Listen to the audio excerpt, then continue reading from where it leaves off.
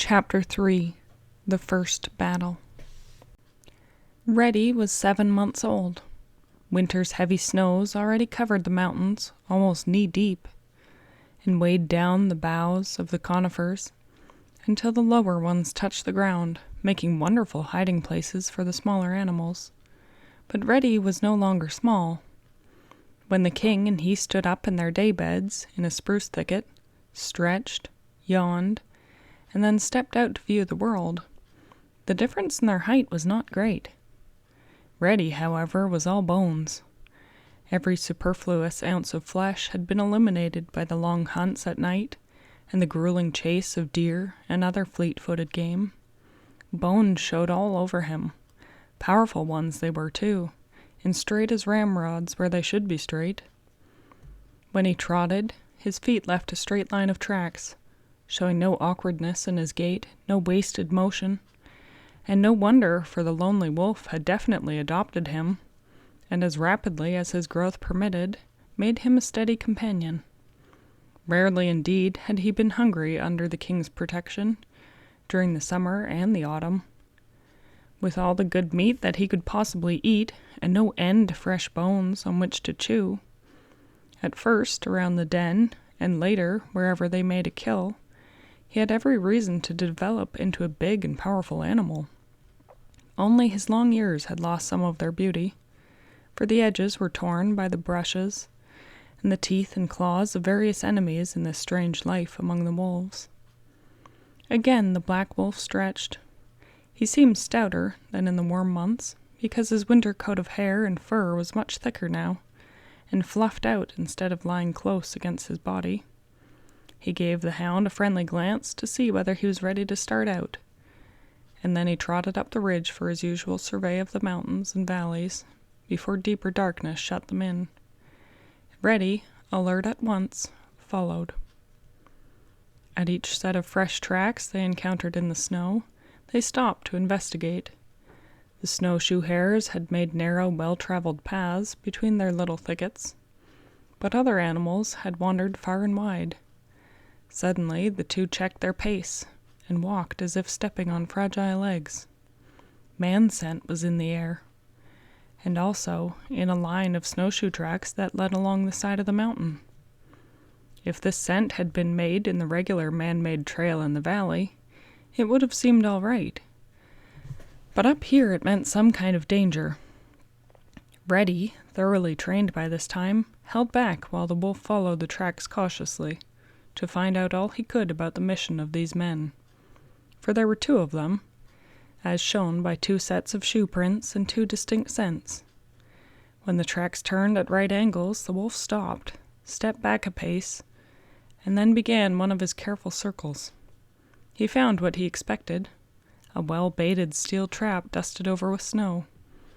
If there was one dangerous thing associated with man that he understood, it was a steel trap, of which he'd found hundreds in his rambles. Always they smelled of metal and betrayed themselves. In many he'd seen helpless animals held by their feet. He backed away and rejoined the hound, and after that they headed for the next valley, far from the trapper's tracks. A bull moose moved majestically out of their way. The king turned aside to look him over, and then continued on his way. A gray mule deer buck ran past, startled by their scent. He was a fine fellow with long, sharp antlers, more like the kind of game they wanted. The hound looked at the wolf and knew that the chase was on. The king did not hurry. He smelled along the buck's trail for a short distance, and then allowed Reddy to pass him. Reddy understood and went bounding after the deer, while the king cut back to intercept the animal when he hit his regular runway and circled. It was an old trick. In his excitement over the chase, Reddy could not resist letting his voice loose. His bay was mellow and long drawn out. There was a joyous, thrilling quality in every part of it, which told very clearly that the hound was enjoying the work. Indeed, for the youngster, the serious matter of securing food was one great, glorious sport, which harmonized with all the traditions of his breed. The wolf had been quick to recognize this and to give the hound the trailing work, while he himself did more and more of the waylaying and heading off, For his end of the task, knowledge of the country and the habits of all the different kinds of animals they hunted was of greatest importance. So the teamwork of these two gradually became almost perfect. Along the side of the valley ran Reddy, his keen nose as well as his eyesight unerringly leading him on the fresh trail. Sometimes he would put on a special burst of speed and actually come within sound of the deer's thumping hooves. But generally he stayed several hundred yards behind, mainly because his baying scared the game, and told exactly how close he was to coming. This helped the wolf in his part of the drama, for the deer's attention was mostly on the hound behind him. Had the buck gone fairly straight away, the chase might have been long, but he did not like to leave his regular range, and so he circled. The wolf could easily tell by the sounds that the chase was happening, and just about where the deer was coming in his circling back. He kept on the move, alert to every change in direction, until he made sure that the buck was taking a well-known upper trail. Sprinting as hard as he could up the mountain, he secured a position along this trail, and had gotten back his wind before the buck came bounding toward him. The king was staying perfectly still in a low crouch among the bushes. He could hear the buck coming, but he could not catch his scent any more than the deer could catch his, for the wind was blowing gently up the mountain. When the deer's nostrils came almost opposite to him, he tensed his muscles and sprang, not in the manner of a panther or lynx on top of the animal's shoulders, but directly at his neck. This threw all his weight and momentum against the big buck, and bowled the powerful animal over as if it was a 10-pin. The king and he went crashing into the snow-laden bushes on the lower side of the trail. The buck was much less agile than the wolf in pulling himself together, and was instantly caught by the throat and pinned down with all the weight of his adversary thrown on him so expertly that his antlers, powerful legs, and sharp hooves were useless weapons. It was all over before the hound reached the scene. Again, the great wolf had shown how to make a perfect kill. Not wantonly, but for food, in the wild manner of his kind. For the two animals of their size, it was a proper feast. There on the snow in the waning light, and after them would come in their turn of many lesser creatures, just as hungry to eat whatever was left, until not even a bone would be wasted. Immediately after they had quietly fed, the wolf and hound retired to the trail a few hundred yards above and lay down near each other to rest after the hunt and luxuriate in the happy feeling of full stomachs. Already a pair of coyotes were slinking hungrily around the scene and working up enough courage to run in and snatch the bones, or anything edible they could find. They were shy about this because they knew from past experiences that the king might not tolerate any thieving while he was near. Often he had chased them, and always with a grim furiosity, because they'd bullied and robbed him at a time when he was too young to put up a good fight. There was a constant smoldering feud between the king and all coyotes, but so far these fleet little wolves had always been nimble enough to manage a getaway when his rage broke loose on them. Reddy very early absorbed from the wolf plenty of dislike for the coyote tribe. While they'd not dared hurt him when the king was near, they growled and sneered at him as a pup, and were still showing disdain whenever they had a good chance.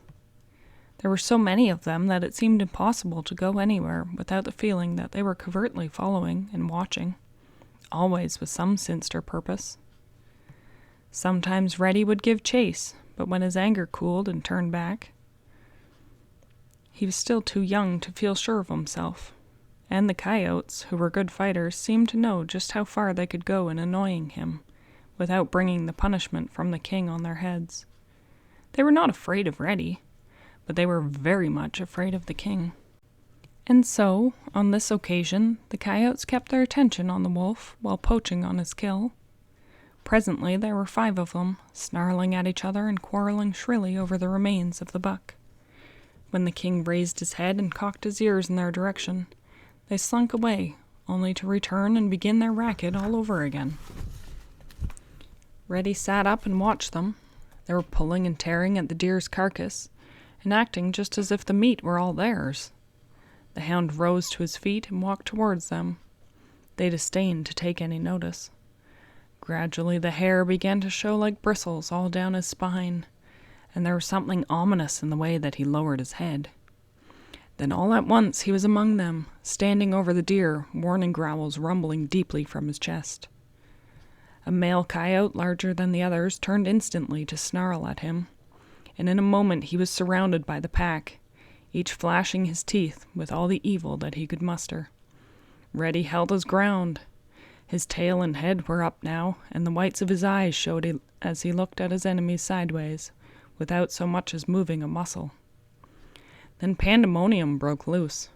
A coyote dashed in and slashed at his thigh, starting the others in a furious hit-and-run attack, which they seethed around the hound as he sprang this way and that, vainly trying to catch the first one and then another one of his tormentors. This was just the kind of battle that coyotes knew how to wage, and there were 5 of them cutting up Reddy, until in almost no time blood showed in bright streaks all over him. He was on the way to being torn to pieces, not knowing how to defend himself against so many. Mad clear through, he was dashing about wildly, instead of using his head and concentrating on just one at a time. Just when the king entered the fight, only one of the participants knew. The wolf suddenly rushed in and pinned the big male coyote to the snowy ground with jaws like steel. When he let go, the big coyote lay still, with his long rows of white teeth gleaming from a strangely open mouth. The black wolf looked about him. The fight and Reddy had shifted several yards down the mountain. The hound was game, but he was tiring now, and trying only to defend himself. With no more reaching at all of his all-too-spry enemies. One light-colored coyote was slashing repeatedly at his hind legs, trying to hamstring him. And to this one the king gave all his attention. With a roar which was heard all over the valley he charged. The light-colored coyote made a leap to one side, but by this time he was up against more than a long-legged, clumsy young hound. In 2 great jumps the black wolf had him by the back of the neck, shaking him as a terrier might shake a rat, and after that he was out of the fight.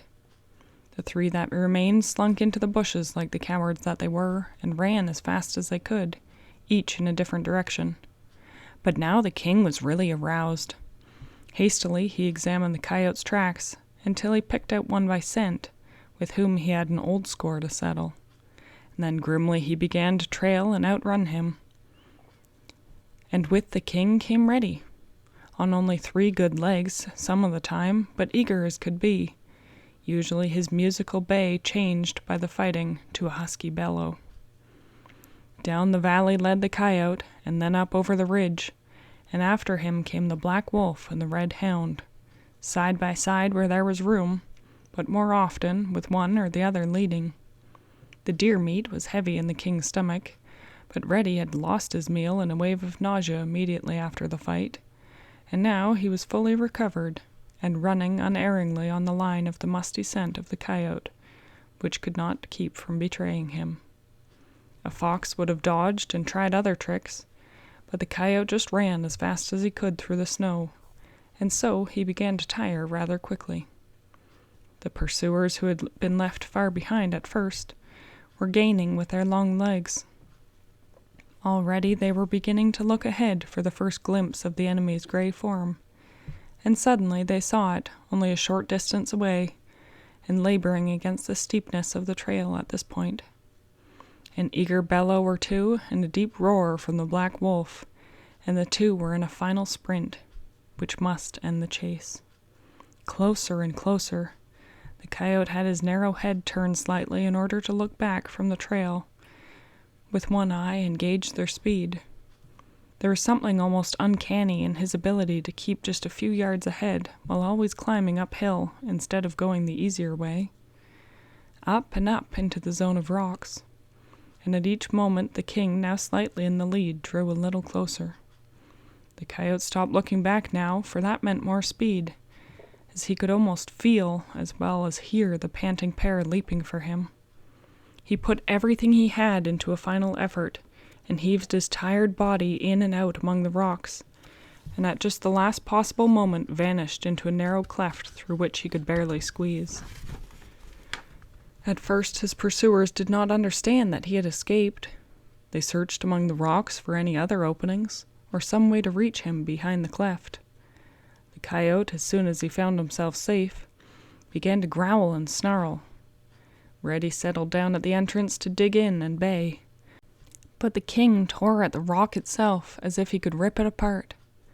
At length they gave up and moved away, crestfallen and angry over the way that the race had ended. They'd only gone a short distance when they heard the coyote insultingly yapping at them, and saw him standing on one of the boulders in front of his retreat. This was too much for Reddy, who charged back to attack, only to have the small wolf again whisk into the cleft with more snarling. But the king kept resolutely headed down the mountain, and soon Reddy reluctantly quit again and followed him, though he often looked back. The night was still young and well lit by stars and a young moon, but they were tired, and the hound was hungry, and badly cut in a number of places. He'd learned a severe lesson in fighting, which in the years that followed he never forgot. By the time they reached the remains of the buck, Reddy was limping so badly that he could scarcely walk. It was well for him that another pack of coyotes had not gathered around the deer. 2 dark brown wolverines were at their work, but they were put to flight with some fierce growls. Then Reddy threw himself on the trampled snow to gnaw at the best bones that were left, and to lick thoroughly what wounds he could reach.